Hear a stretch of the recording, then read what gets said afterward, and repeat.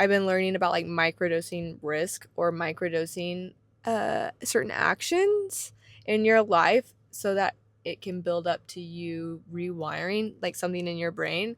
Sometimes it's really hard to just wake up and make a big change and a big decision. So you can microdose little actions through, you know, your day and your weeks. And then that's going to lead to bigger and bigger actions where I'm going to start becoming just more positive. And I'm going to start seeing like the opportunity in things and the good in things and not the bad. You know, now I'm thinking about that. It's really good. Here we go. Here we go. I've been trying to have some sort of structure to my other videos, but I feel like that just kind of like cock blocks my tongue to think and just talk, which I wanted the purpose of this channel to just kind of be like an outlet and a brain dump of everything that I'm going through in my 20s. So really my only job is to talk about what I'm going through. So I'm gonna try to do that. Like, what would a friend ask me, like, hey, how have you been doing? What have you been up to? And then I would try to answer authentically and say, what would I say? I feel confusion. I've been going through some issues in my own life, some relationship issues, and it's like left a lot of unknown for me to deal with. Things that I thought were already knowns and kind of guarantees are possibly not going to be, and that throws me for a loop, as it would probably throw anyone for a loop. I feel like I'm having to reground myself, and I feel like it's brought some fears with it that I didn't know were kind of so ingrained in me. Example, I grew up in Oklahoma, but I think around 18 I started to want to maybe live somewhere else, and I started to not feel like Oklahoma resonated with me anymore. And ever since then, I think I've been trying to find some sort of escape, and traveling, I guess, just hasn't felt like enough for me. I felt like I need to get out of this place. I need to prove to myself that I can, I don't know, make it to another place and actually start a life that I'm excited about. And I feel like my environment kind of, it stops me from achieving my dreams in many different ways. It just not being like a creative place. As a creative place, I feel like a very creative person. I also want to get back into modeling, and it's just not even possible here. And I feel like just the type of people, I don't know, like the environment, I don't feel like it fits me. And I think without knowing it, I have searched for like an escape from my environment in my life through other people. And when those people possibly will leave my life, it's like I'm losing my lifeline of my escape. So that ends up not being good in the relationship for either person. And so, yeah, I've learned that I have like a weird connection. I feel like I'm trying to pick the pieces of my own life back up and like make it my own life, not taking pieces of other people's life and using it to like create a sculpture, but like really making my own life with my own pieces.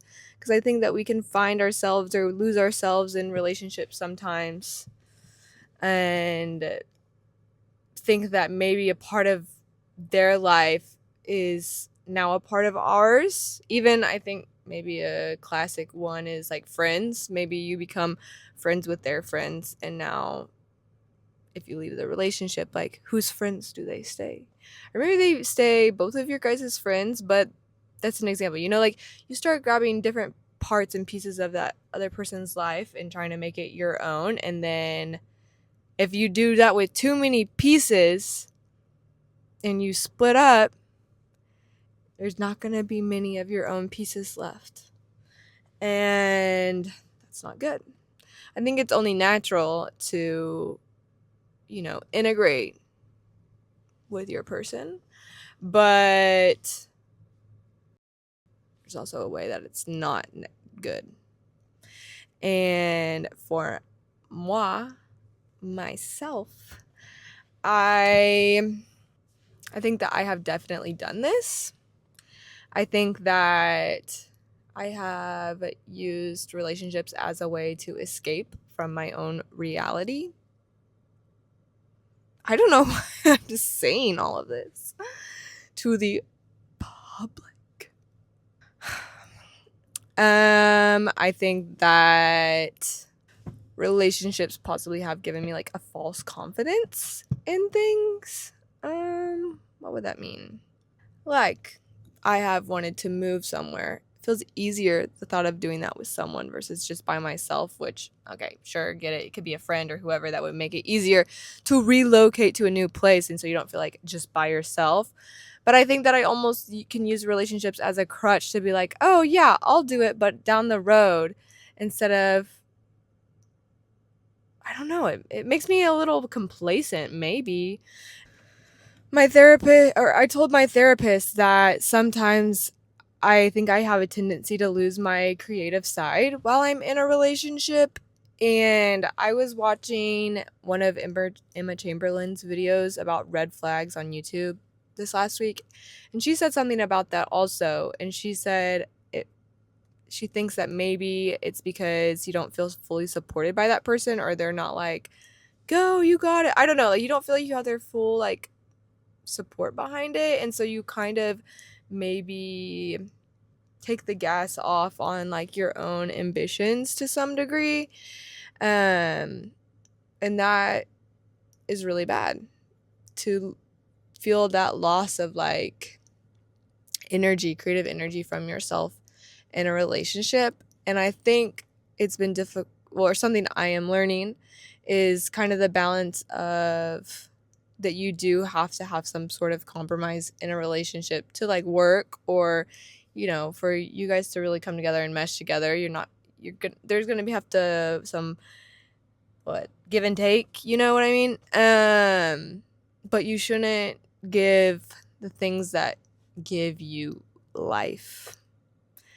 And I think that that's something that I am learning, and knowing for yourself what does give you life, and standing on business about not giving those things up, because in the end you're just gonna like become bitter to that person if you give them up for them. You know what I mean? I feel like there's like, I don't know, let me think of an example. Like if you are a male and you love going to strip clubs, and you get into a relationship and she's like, listen, I don't want you to go to strip clubs. I don't know if you could come up with a very good argument that you're like, but strip clubs give me life. Like, that's a creative outlet. I don't know. Maybe.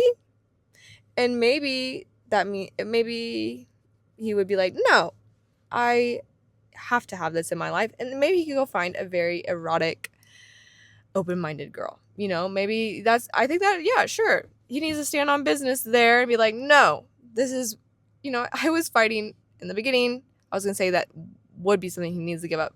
Now that I'm thinking about it, if that really is like, no, this is something true to me and important in my life, Slay. And she's like, you need to give, like, yeah, I just can't be with you if you're doing that. Then, like, he needs to go find someone that matches him better, that's like a core. But if it's not, and if he's just kind of jacking around, and it truly is not fundamental to himself, which I would say for the most people probably is not, maybe, then find some compromise. And I guess that's where you just need to know yourself. And knowing yourself sucks. Or it's hard. It is hard. And I have not really been single in my adult, well, I haven't been single. I've dated since I was like 15. And I think it can be even more difficult to start knowing yourself as you're growing older and developing your frontal lobe when you're in like constant relationships, because you're knowing yourself like in a relationship with another person, but not just by yourself. So I think it is possible to find yourself and get to know yourself and grow with another person. I do think that's possible. I have a brother that both my brothers got married young. Their wives were young, and they've like grown up together, and they've had, they have a beautiful marriage, but they've also had really difficult times. And I think it can be more difficult to do that sometimes, to really get to know yourself while also getting to know yourself inside of a while getting to know yourself inside of a relationship. It is possible, I think. I don't know anything. What am I even talking about? Something that has been helping me recently, because I've just felt like in a, what's the word?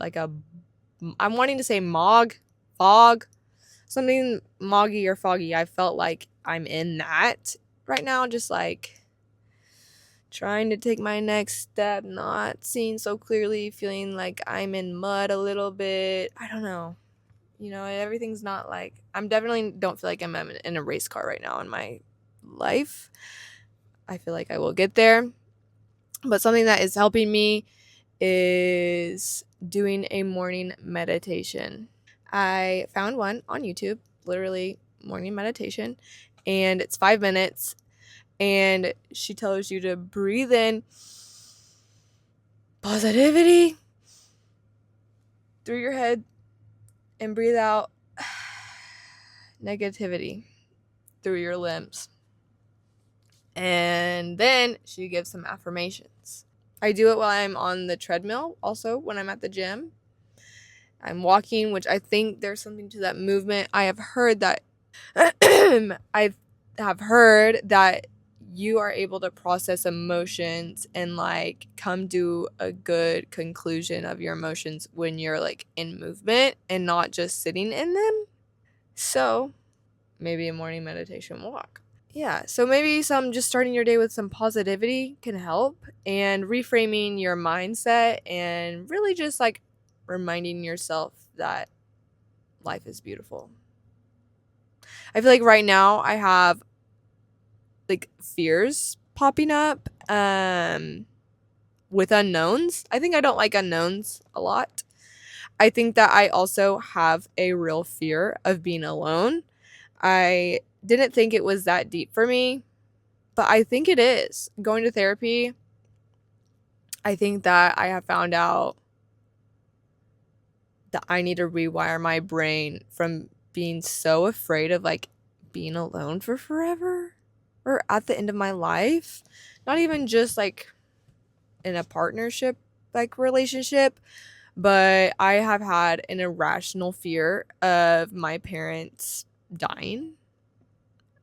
Or not fear, but sadness, like a very deep sadness, thinking that my parents are going to pass away one day. And it's not just like, oh, I start seeing them older and that's sad. Like there was a point in my life where I was crying maybe 3 nights a week, falling asleep, thinking about that my parents are not going to be alive one day. And I wasn't thinking like, oh, something bad's going to happen to them like right now. It was just like, oh my gosh, like I'm not going to have my mom one day. And then, or my dad. And then it started going to my siblings, and I was like, I hope they all don't die before me, and then I'm just the last sibling. Like, what if I have to go to all of their funerals? And then I think about the partner I'm going to end up with, and will I have to like say goodbye to them? Anyways, all of this, has been in me figuring out, I think I'm just actually very scared of being alone. Also, I think that I hold on to relationships really tight because it feels so nice and cozy to be in a relationship if it's a good one. Like if there's nothing like bad going on. It's just you get so comfortable like to see your future with a partner. I don't know. And I've always dreamt of like finding my person, so I think I hold on to them too tight sometimes. And I need to learn to hold things in my life more with an open hand and realize that everything that comes into your life is a blessing, and you never know long how anything is going to stay in your life, how long any moment is going to last. I think I heard or saw something maybe on the social medias, maybe it was Instagram, that it was like sometimes you don't know when you're having your lasts. Like, when was the last time you guys stopped going on that family trip? Or when was the last time you didn't know it, but you grew out of your like princess dress at one point. You didn't know it was the last time you were going to wear it. You don't know when the last time is that maybe you shared a kiss with or a hug with a loved one. And so it's really important to really treasure the moment you have of like everything, because you never know how long you will get the gift of that thing or person. And that's kind of sad, but it's also like the beauty of life. And I think that I'm trying to work on just being more positive in my mindset right now. I like to think that I'm a positive person, but I think I have kind of been like a negative Nancy more often than I would like to admit. Maybe going on like a year or so. I don't know why. I think it's funny. I think I'm a very sarcastic person, and so like my humor naturally leans kind of negative / insulty / you know what I mean? And so I think I need to get back in tune with just my kindness and positivity and bringing good positive energy and thinking positively about the future and not letting the unknown scare me.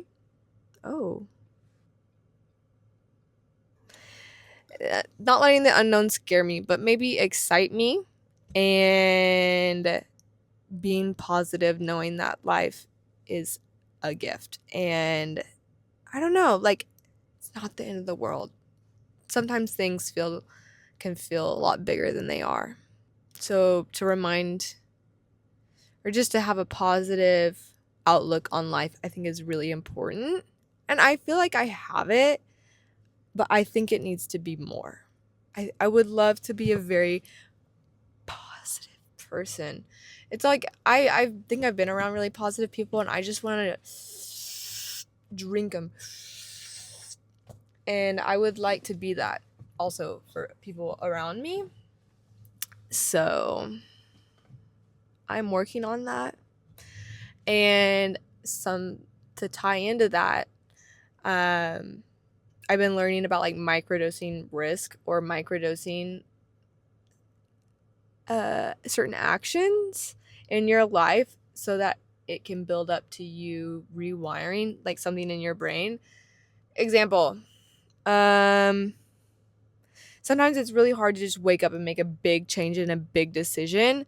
So you can microdose little actions through, your day and your weeks that, let me think of a realistic example.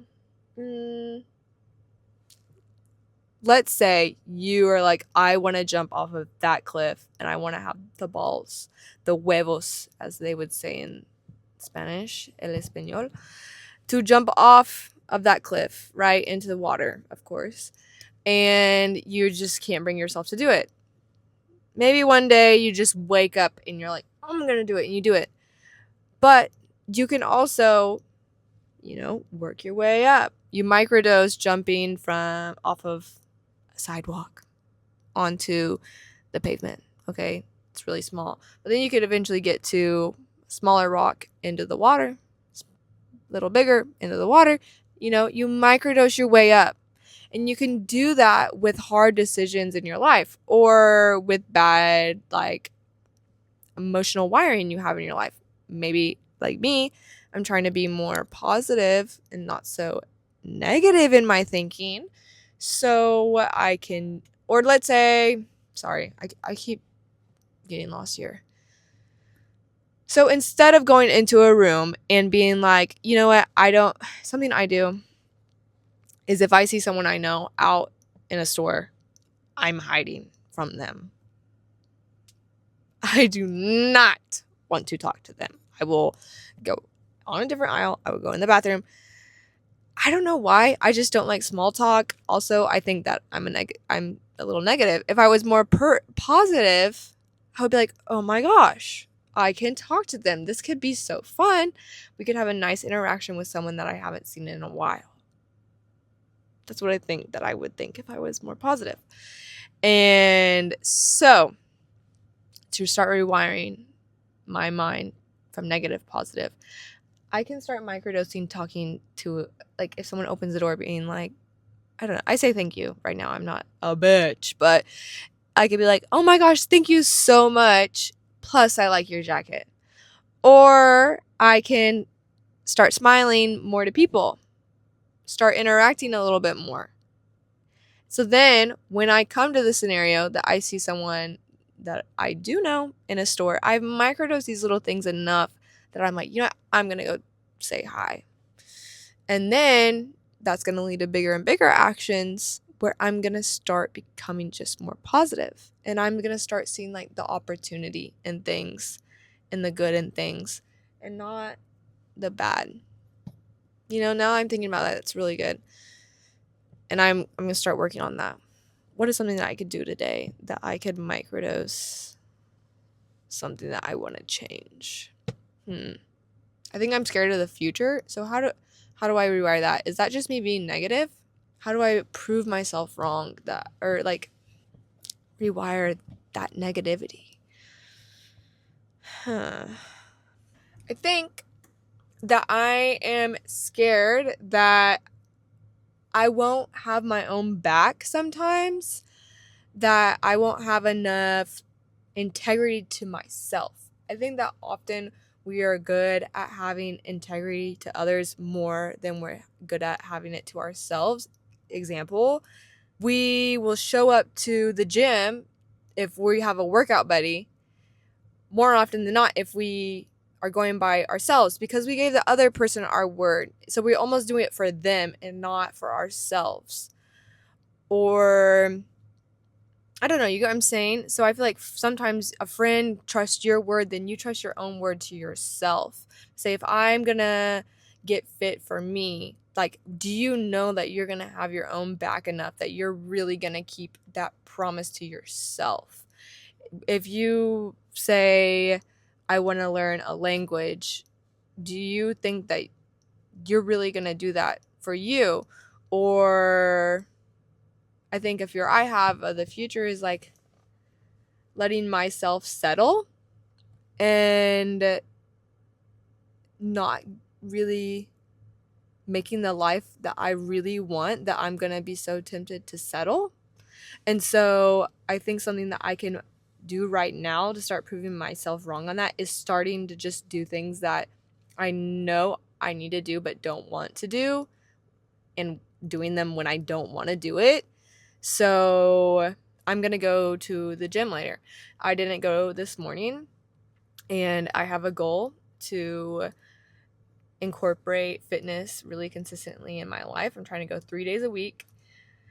And I didn't go this morning because I was really tired and not feeling well. And so instead of being like, you know what, it's okay, I wasn't able to go this morning, so I'll catch it on Friday.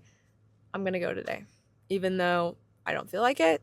And even though this is like my least favorite time of day to go, I'm going to do it to prove myself that I'm going to have my own back, to keep my own promise. Because that like changes everything for you when you know that you got you and you're not going to slack off for you. That's good. Because imagine like the person that you trust the most and you're like, I know when I need them, like they pull up and they're there for me. Like I know I can count on them. Like imagine feeling that way about yourself. I think I do show up for myself pretty well, but not well enough. And I think that's a way that I can start microdosing microdosing to rewire that negativity in my mind also, that I'm fearful of settling in my life for a life that I really don't want that much. So I'm just going to start showing myself that I do have my own back by showing up for daily small tasks, because those will matter, like if I can't do that right now, well, yeah, I mean, I should take the signs and realize I'm not going to have my own back and I am going to settle because I can't even like do it right now. So I'm not saying that I can't. I'm just like, that would be a good sign. So I'm going to give myself the other signs, start giving my brain signs that I'm going to do it and I'm going to keep to my own word. That's powerful shit. And I think can probably change a lot for myself. Anything else? One real example of that, one last, is that I didn't know what to talk about today at all, but I have a goal to post every week this year on YouTube, because I've said I've wanted to do it for like 4 or 5 years that I've wanted to do YouTube, and I haven't. And I think this year I want to prove to myself that I got my own back for what I want. And so even though I had no idea what to talk about today and I'm not in the best feels, I wanted to show up for myself, to know that I'm going to keep to it for what I've wanted to do and not let myself down. I don't know why it almost feels like there's two people in our like own bodies. Like, why, if we want it, do we not do it? It's like the little devil and angel, on the shoulders. So let me think. Is there anything else that needs to be said today? I think that I'm going to try to read something from a new book that I got. I think it might be a cool way to end this video on someone else's thoughts besides my own. It's called The Daily Stoic 366 Meditations on Wisdom, Perseverance, and the Art of Living. Because I need help right now. I need help. That's the essence of this video. I'm just going through it, y'all, and figuring it out and trying to persevere.